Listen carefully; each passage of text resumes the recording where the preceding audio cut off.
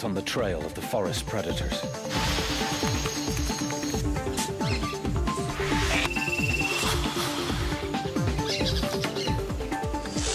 That is a cat. That's really good news. This is a brand new camera, it's never even been used before. Why is it scary? I know, I'm sure it's fine. You've still got it. There's something quite big walking around underneath the tower. I'm just trying to see what it is. Has a mind of its own a lot of the time.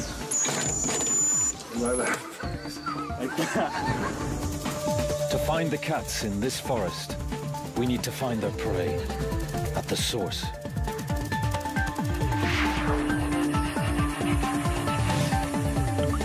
In the hottest months, drying riverbeds lead animals straight to shrinking waterholes.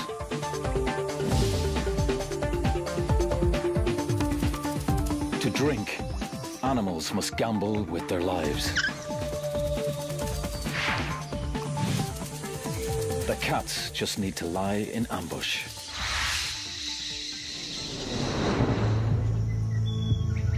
These hidden pools are a perfect place to meet cats after dark, when they're most active.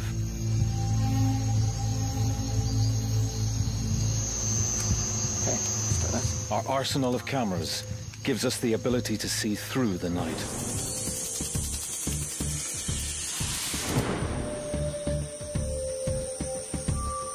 The Starlight camera takes available light from stars or moon and magnifies it, allowing us a cat's eye view of the forest.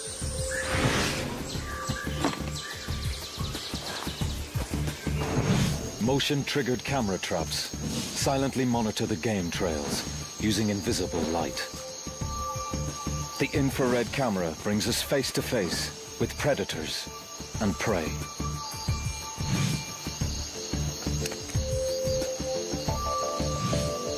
Warm-blooded mammals can't hide from our thermal camera.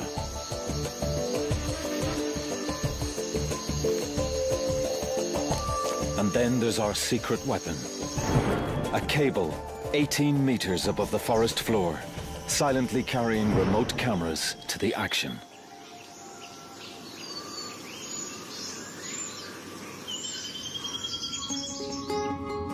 All of this unique technology has just arrived in Costa Rica's Santa Rosa National Park.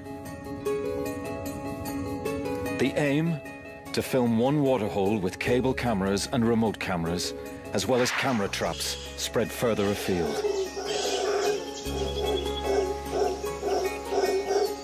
The location is perfect. A drying riverbed that attracts prey and camera-shy predators from a wide area.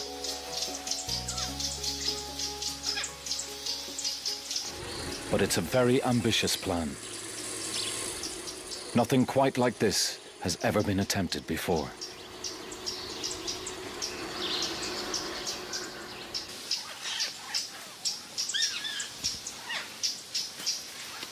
"50 years ago, most of this land was pasture, and ranchers shot cats on sight. Now, Santa Rosa and the surrounding area is one of the most important natural refuges in Central America, and the daytime forest is full of life. But the life we're looking for is normally concealed by trees.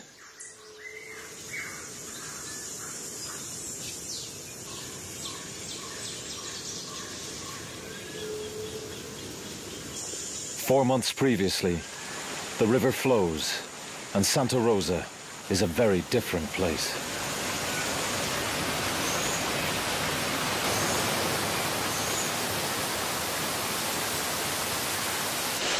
Martin Dorn and cable expert Tim Fogg are greeted by the heaviest rain in decades. The river is much higher than usual, so just getting around is a challenge.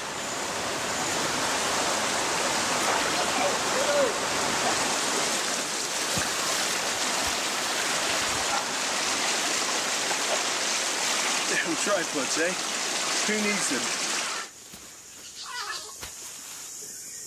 Martin and Tim are looking for strong trees to anchor the heavy camera cable. So it normally, when it's dry, it extends west from those rocks out. No, just there. Just about here. Yeah, it's not even that deep. Once they locate the best pool, they head up the hill to find a clear view. They soon realize there's no tree strong enough to support a cable, so they'll have to build a steel platform to take the weight. I mean, yeah, let's just establish that it's possible. That's what I mean. Yeah. Or what, you know, because we might say, well, the only way to do this is we have to have a 20-metre scaffold. At the other end? Yeah. Yeah, yeah. Well, that would be a bad thing. That would be a very bad thing. Yeah. Yes. Yeah, lots is possible. Always the question is how much time and effort. Getting a cable across this valley is one of the toughest challenges Tim's ever faced. Do you think there's some chance we're not going to be able to do this? There is a distinct possibility, Martin, and there always has been. Oh.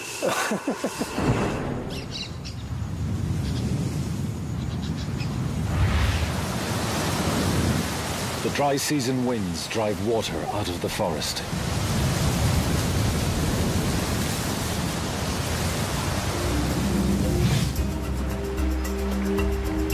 The river shrinks again until only pools are left.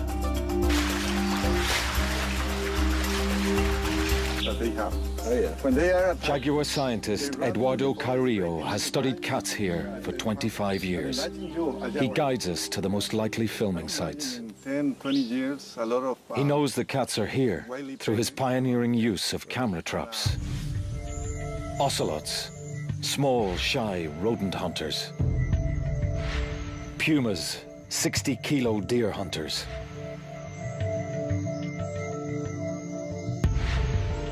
And jaguars, the biggest cat in the Western Hemisphere, yet one of the hardest to see. Is that this waterfall here? The team are ready. Martin begins their hunt, scouting for any signs of cat activity. We had a remote camera here for a couple of days, and we did see an ocelot. For me, well, let's...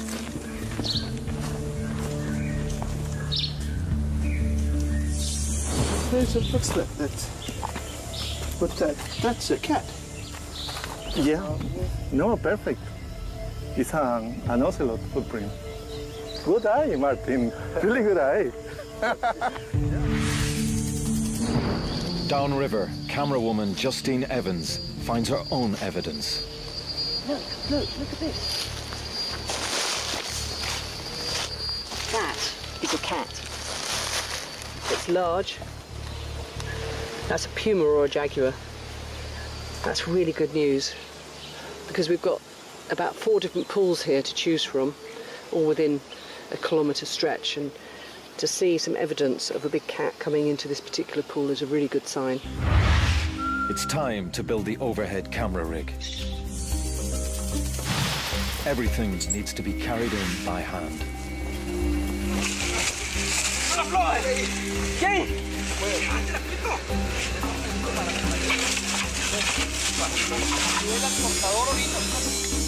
A 7-metre-high platform will anchor the cables and serve as a control centre for the remote cameras in the valley.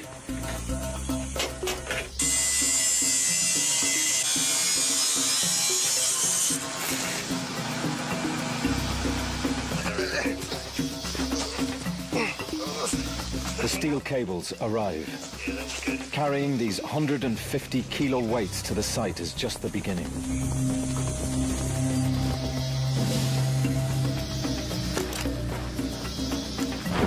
Stretching them 350 meters across the valley will test the entire team.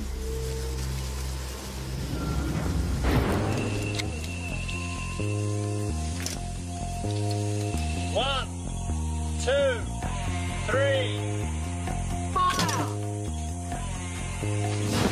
Crossbows shoot thin line over the trees, but only 100 meters at a time.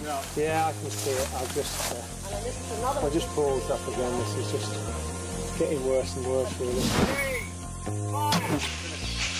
Then we must untangle the line before firing the next length. 3, fire! It's a major challenge, and everyone's feeling under increasing pressure. We sure we want this? Why is it scary? I know, I'm sure it's fine. You've still got it. It's still going back to the tree. Nothing scary about it. My confidence has gone since I couldn't open the box. Yeah, I'm chuffed with that bit. Yeah, I am. I get chuffed with each bit. But as I say, then you go, oh God, the next bit. Because the next one, the cables are getting heavier and heavier. The pulley systems are getting bigger and bigger. We're into big winches and things now. So. A week later, we finally get the line across the valley and into position. Now the team needs a volunteer to zip line down the cable and clear away branches. Jim Spickler has a head for heights. Pretty exciting. Continuing on, I got about 100 meters completed. Got about 200 more.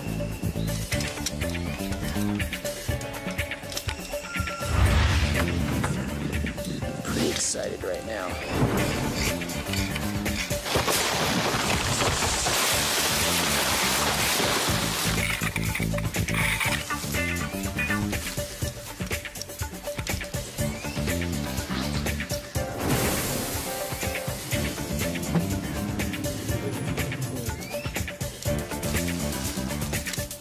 Done well.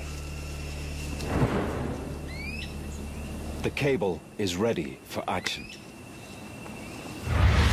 The dry season tightens its grip and the pools are shrinking fast.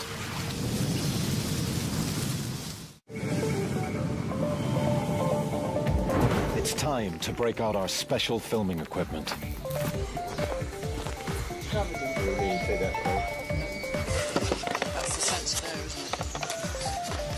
Among our most important tools are the trap cameras.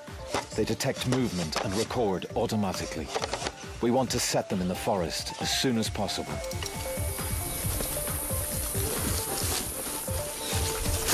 Cameraman Nick Turner has worked in this difficult location before.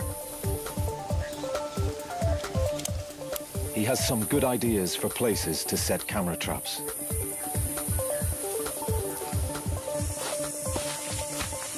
They'll offer a fascinating window into a secret world.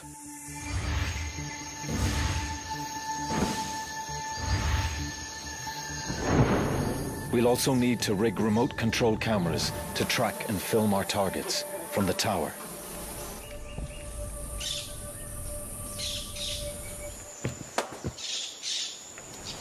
The camera will move on a dolly suspended from the cable, at our command, if we can fine-tune its controls. String is a reliable piece of technology. All this stuff runs out of battery and has a mind of its own a lot of the time.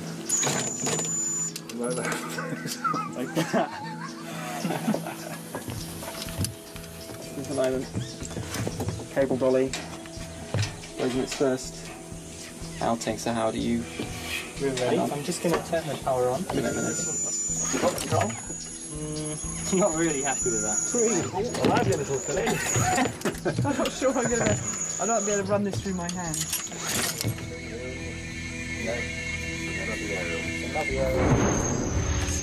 With the gremlins almost under control, we can start looking for cats on the move.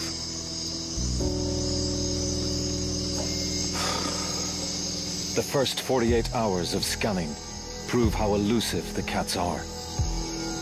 But we know they are near. Then, we have a lucky break. Out patrolling the nearby beach, one of Eduardo's students, Luis Fonseca, stumbles across a remarkable sight. A young jaguar killing a nesting sea turtle. His camera phone captures the first moving images of a jaguar from Santa Rosa.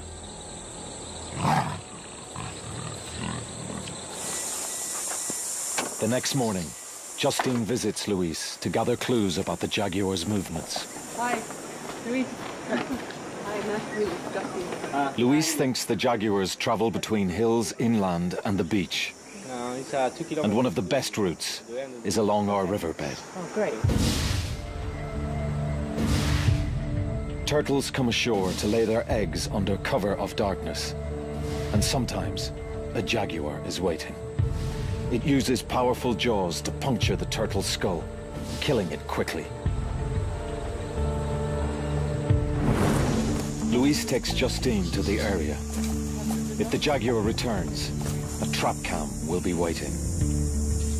Once the lid's closed, we can leave it running for 2 months. Back at the tower, news is good. Got your camera running? Yes. The dolly's working well now, and there's no wind. But at least we've got a camera in position, so if anything does happen, we can see it. As darkness falls, the night shift prepares for another mission, making sure everything is safe and secure. Okay, let's go with that. And we need to level the head as well. If it fell off the cable, the first thing that would take the full weight of all of this on the top with the 2 cameras on the bottom, there'd be probably about 50,000 quid's worth of stuff, I think.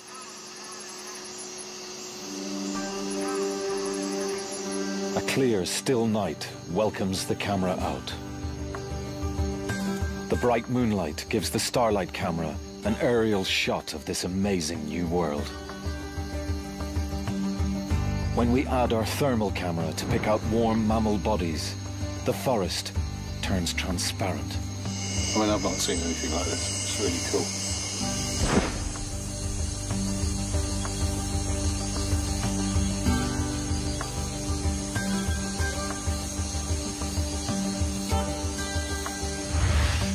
Stop there. It looked like something moving in the trees.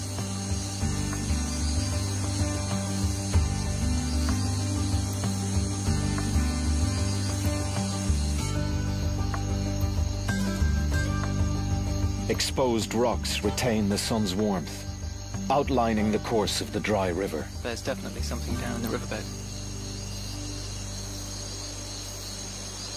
Slow down, stop.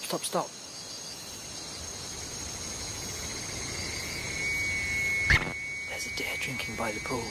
But there's a problem. Our control hardware is overheating. We need to keep the computers open to cooling air. It's biscuit time.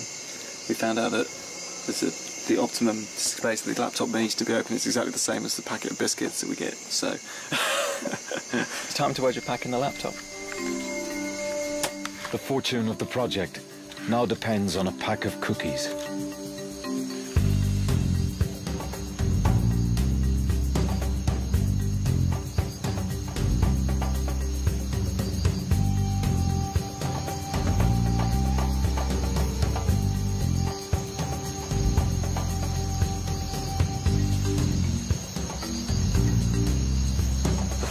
Even see, you know, a thermal image.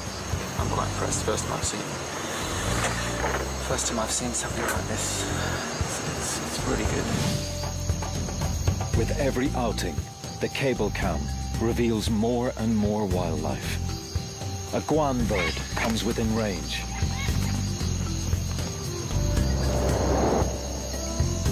We capture an elusive tree porcupine creeping through the branches.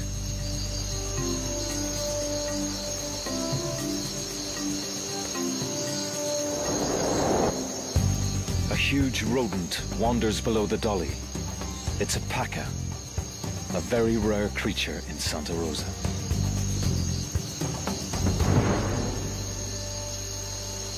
With our eye in the sky up and running, the team's confident it's only a matter of time until the cats appear. But we can still only see part of our target area. We plan to set more remote cameras on the forest floor to cover other angles. Something moving in the trees. Stop there.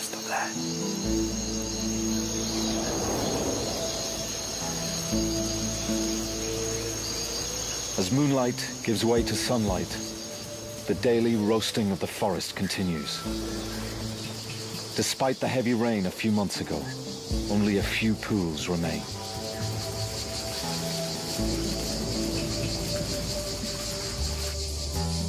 It's now 40 degrees in the shade, and the monkeys are feeling the heat. They keep to the few green areas of forest left, where they can still find moist fruits to quench their thirst.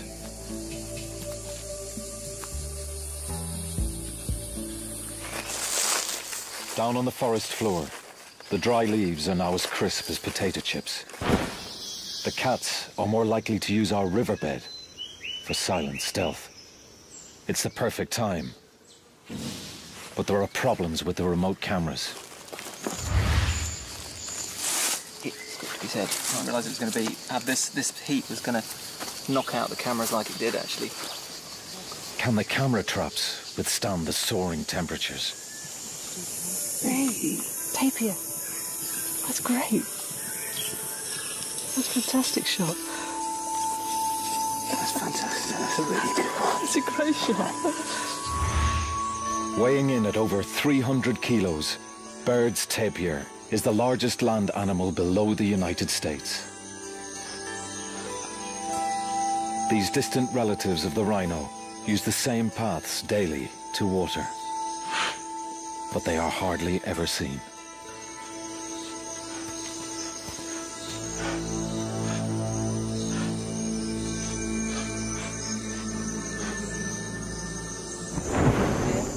Loads of them.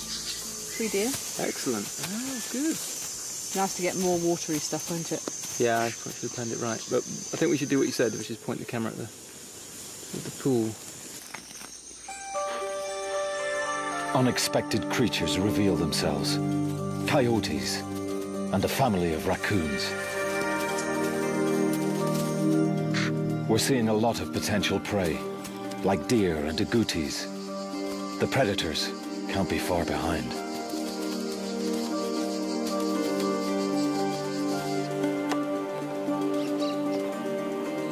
Oh my God! It's a puma! It's like there's no doubting that shot. There it is. It's our first cat, the most widespread cat in all the Americas, the puma. Its 60-kilo weight can bring down almost any animal it wants. Eduardo's studies show that it's mostly after deer. So the cats are here, and we've more camera traps to view. That is unmistakably a jaguar.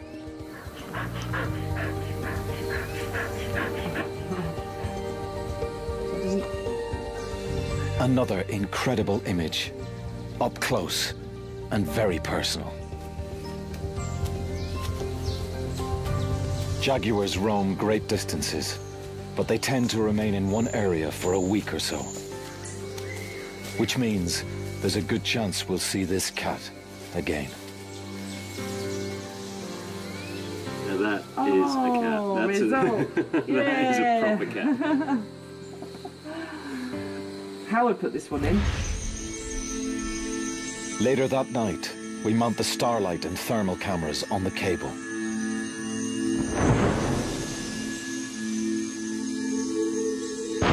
On the ground, we deploy infrared and thermal cameras, hoping to shoot the jaguar's return.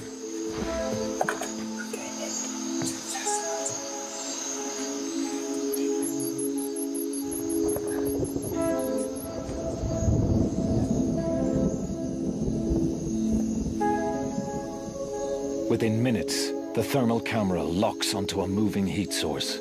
Stop there, stop there. I think it's a deer. That's a deer. What's he doing? He's eating. He's moving there.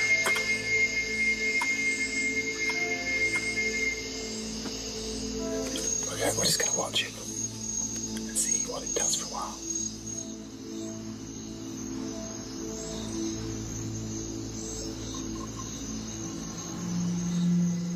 The deer looks like it's coming for a drink. The perfect moment to attract a predator.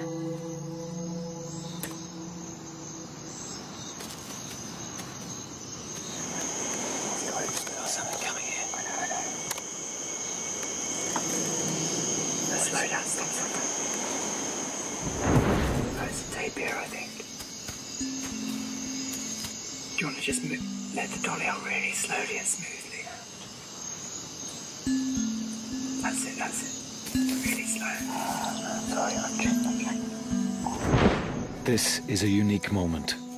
Up till now, Wild tapirs are practically unfilmed. They're too secretive. And here, we have a female tapir, completely unaware of cameras, beaming her live image back to the tower.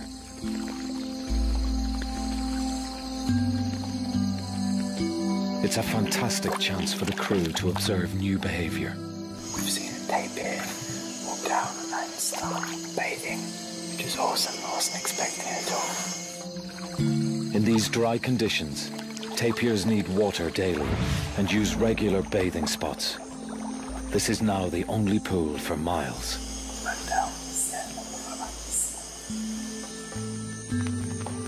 Soon, a second tapir appears. A male. The two seem cautious. It looks like they know each other. He may recognize her scent, because he probably can't see her in this level of darkness.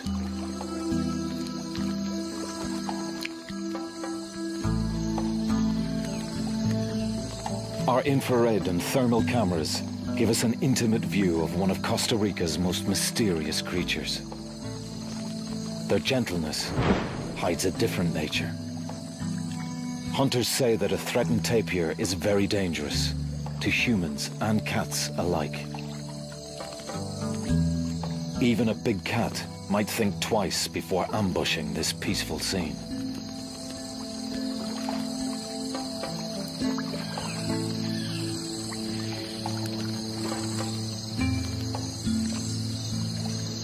First time I've seen something like this. It's really good. Okay, nice.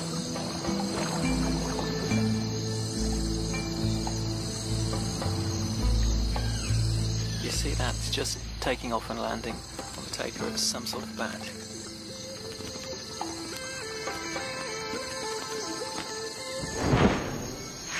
That can only be a vampire. It's drinking blood. The crew now realize they're in vampire country and may be targets themselves. There's bats everywhere. I think they must be here for the deer. From the ground-based thermal camera, it looks like the deer are also in the vampire sights.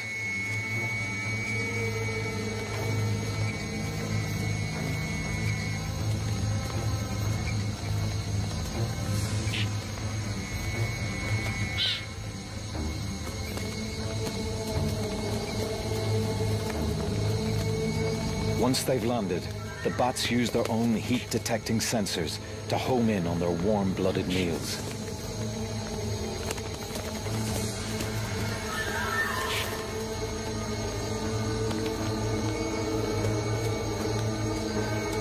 But the deer can hear the hopping vampires.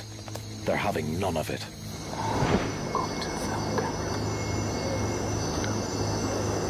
On the remote camera, Nick notices a mysterious shape glowing in the bushes. Oh, well, I don't quite know. It's in amongst the branches. Yeah, there's something, isn't there? There's a hot spot back there. Something through those branches. It's definitely a cat, but I just can't see what it is.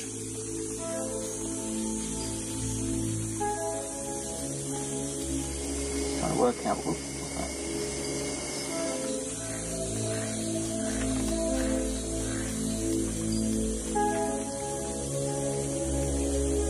A rustling toad attracts the cat's attention.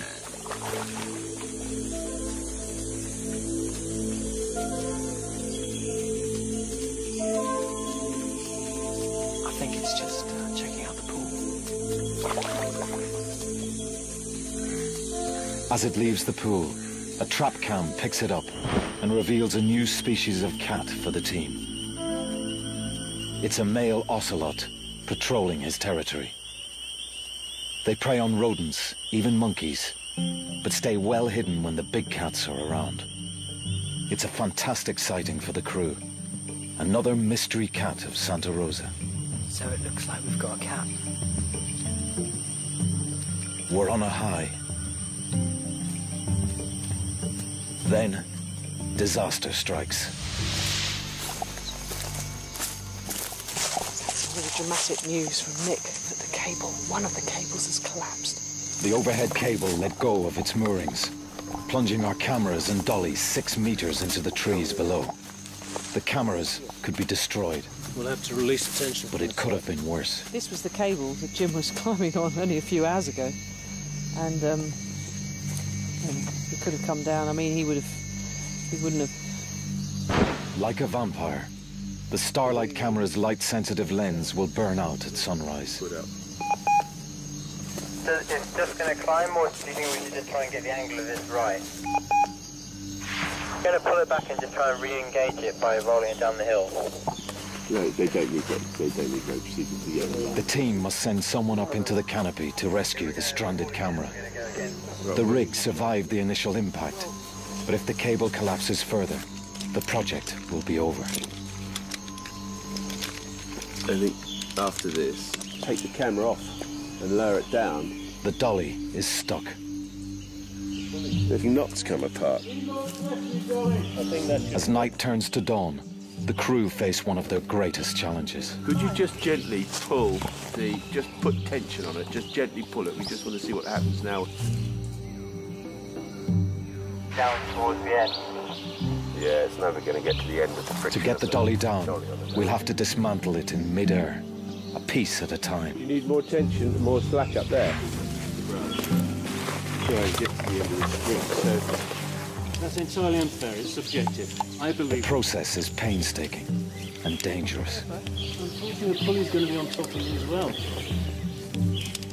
By early morning, the last sections are safe, but it's a mess. And it'll take a couple of days at least to put it all back together.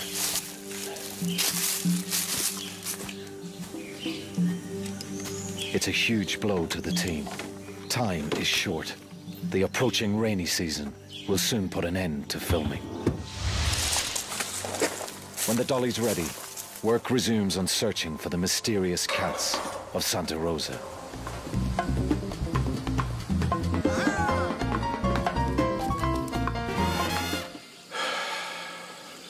Tremendous fun.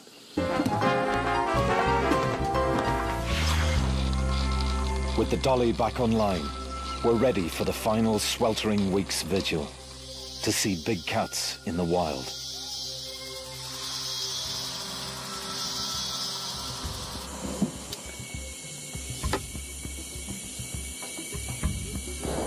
Turn it clockwise.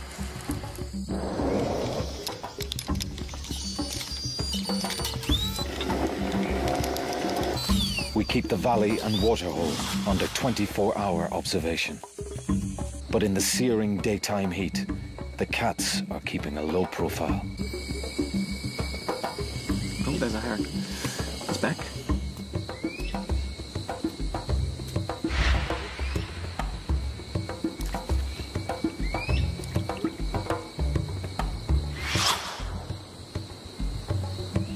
We are seeing so much prey. Our chances of spotting a jaguar are increasing.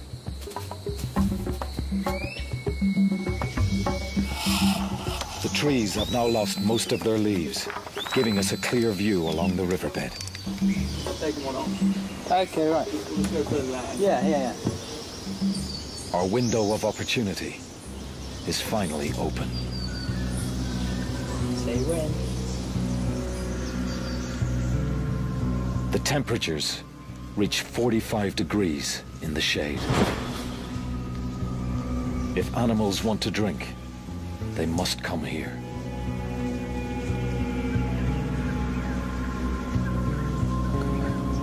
Nick's trained eye spots some movement.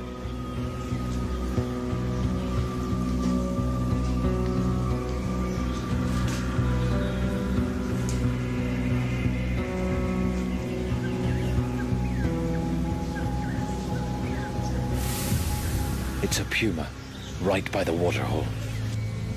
It's looking over towards the waterhole. I'm still running.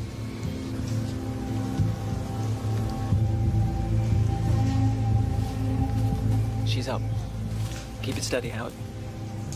A mother and fawn are drinking just 200 meters from the puma.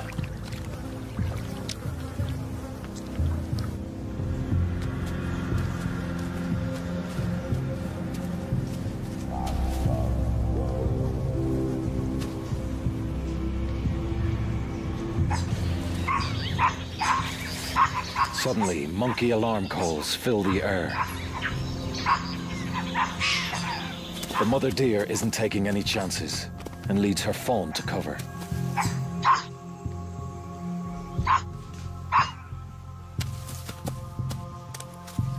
In daylight, these sharp-eyed capuchins can spot predators in the distance. They mob cats when they find them, letting every creature in the forest know danger is coming.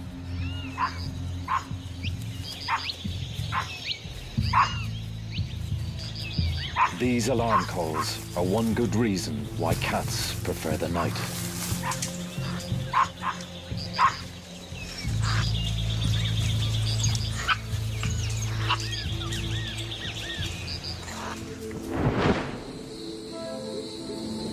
As the sun sets, the moon casts a bright glow over the forest.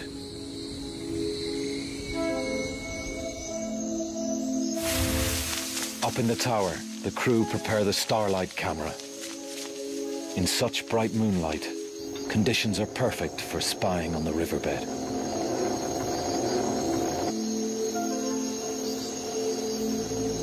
Quietly and carefully, the team ease the dolly out over the trees.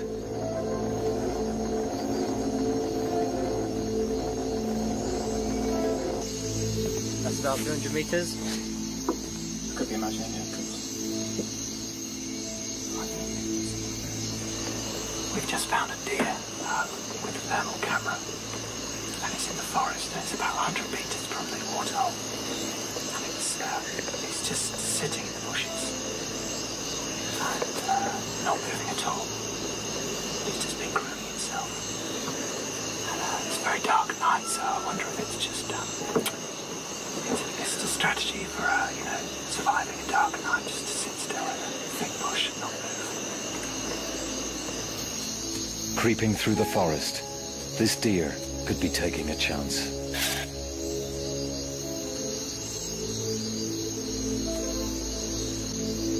Our trap camera picks it up at the waterhole, just the sort of prey that would attract a big cat. The thermal spots a nervous tapir on the edge of the pool. The team reposition the overhead camera.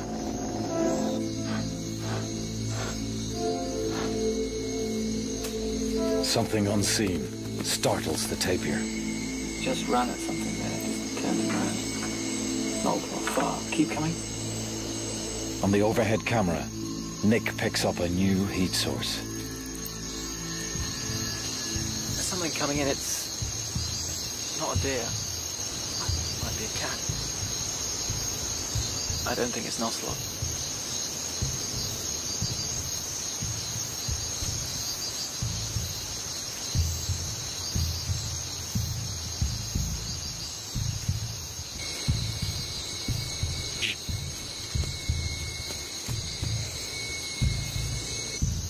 It's a puma, and it's on the prowl.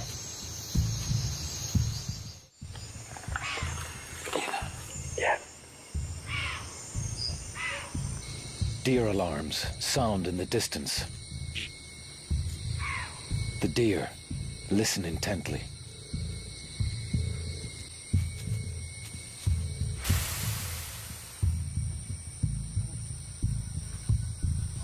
I think it's chasing something, a mouse or a rat or something.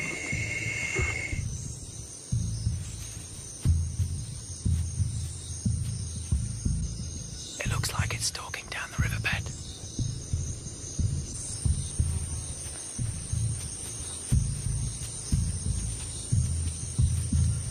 See that? It's taking tiny little steps.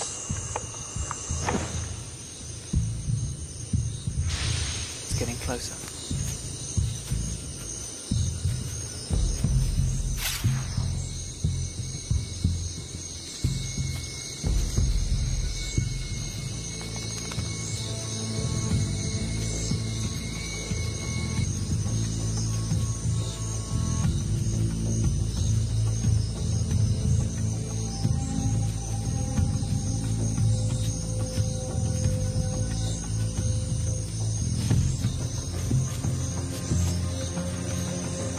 The puma is within striking distance.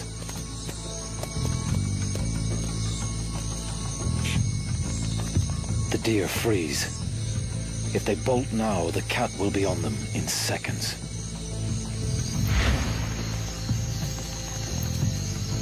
I can just see him through the branches.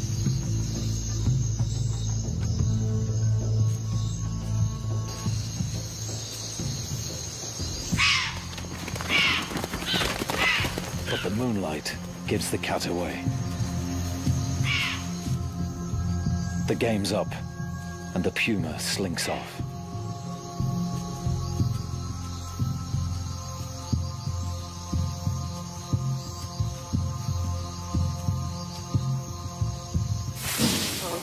Just went on and on, didn't it? Went right under the cable.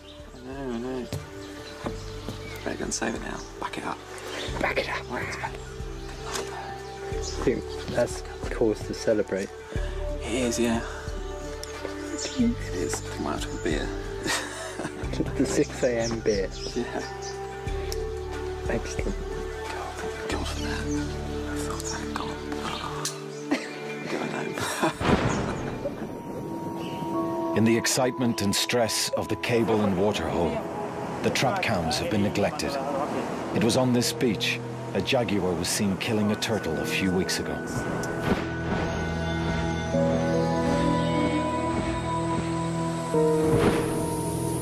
Nick rushes back to camp with some good news.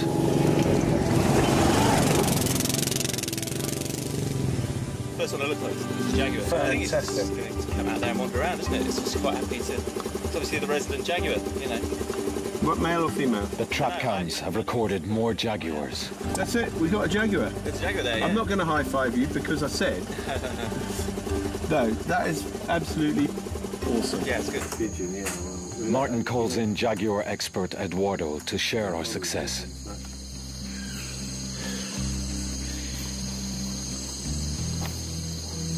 That's beautiful. It's a jaguar. 100 kilos of big male, sharpening his claws and scent marking his territory. That's beautiful, beautiful, just beautiful. The trap cam near the beach reveals an extraordinary scene. Another male finishes his turtle dinner. I mean, that's It's a beautiful animal, huh? beautiful. So you reckon that's what sort of age is that cat, do you think? I think it's let me see, it's an adult. Yeah. Not even our invisible infrared flashes can disturb its meal. Oh, pretty nice. Beautiful. Too beautiful, huh? Very in perfect condition. Yeah. This is an incredible result. Images of jaguars in the wild are extremely rare. Our night vision technology has led us into the mysterious world of these forest cats and revealed them as never before.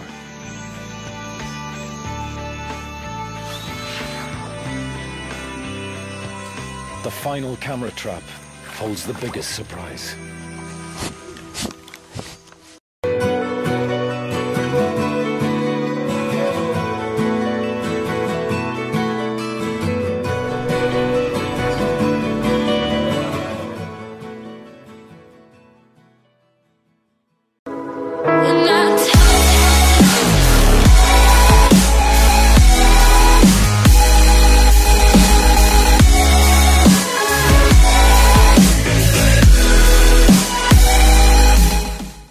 Must gamble with their lives.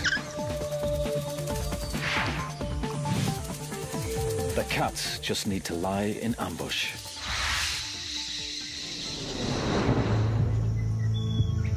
These hidden pools are a perfect place to meet cats after dark, when they're most active.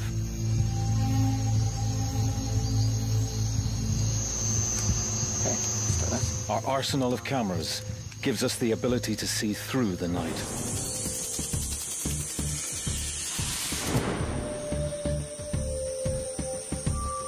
The Starlight camera takes available light from stars or moon and magnifies it, allowing us a cat's eye view of the forest.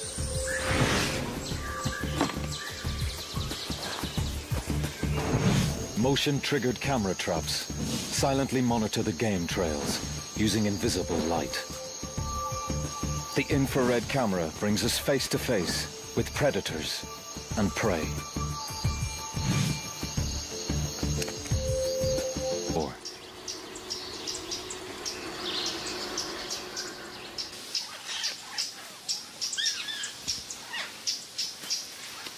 50 years ago, most of this land was pasture, and ranchers shot cats on sight. Now, Santa Rosa and the surrounding area is one of the most important natural refuges in Central America, and the daytime forest is full of life. But the life we're looking for is normally concealed by trees.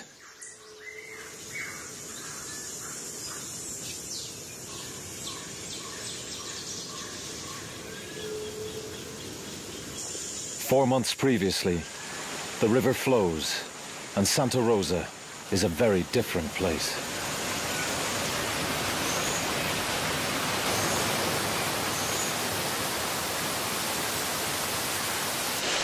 Martin Dorn and cable expert Tim Fogg are greeted by the heaviest rain in decades.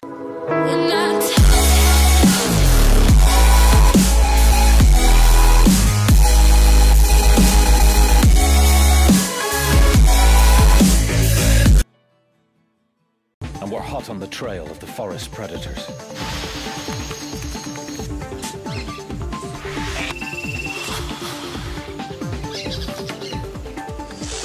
That is a cat. That's really good news. This is a brand new camera, it's never even been used before. Why is it scary? I know, I'm sure it's fine. You've still got it. There's something quite big walking around underneath the tower. I'm just trying to see what it is. Has a mind of its own a lot of the time.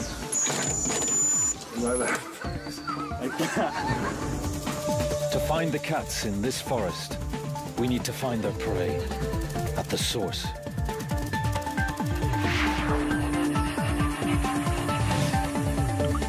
In the hottest months, drying riverbeds lead animals straight to shrinking waterholes.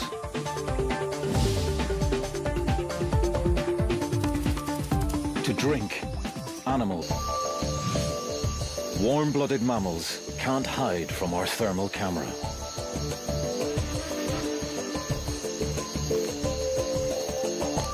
And then there's our secret weapon. A cable 18 meters above the forest floor, silently carrying remote cameras to the action.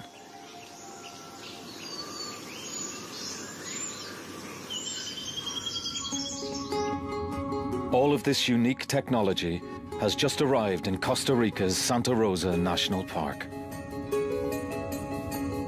The aim? To film one waterhole with cable cameras and remote cameras, as well as camera traps spread further afield. The location is perfect. A drying riverbed that attracts prey and camera-shy predators from a wide area.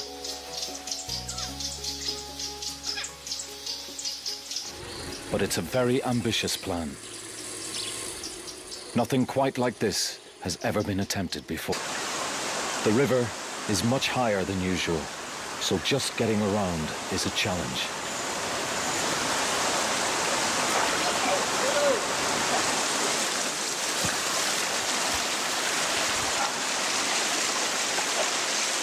Damn tripods, eh? Who needs them? Martin and Tim are looking for strong trees to anchor the heavy camera cable. So it normally, when it's dry, it extends west from those rocks down. No, just there. Just about here. Yeah, I mean, it's not even that big. Once they locate the best pool, they head up the hill to find a clear view. They soon realize there's no tree strong enough to support a cable, so they'll have to build a steel platform to take the weight. I mean, yeah, let's just establish that it's possible.